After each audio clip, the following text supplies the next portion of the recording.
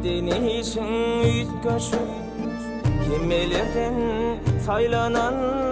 Oğul gıytın uğrunda Tepil olup aylanan Kudurmuşsun gide giten Senin gayan qaymalın Mudam seni kıysayan Mehribanım ecemcan Mudam seni kıysayan Mehribanım ecemcan Kerem Ecemcan can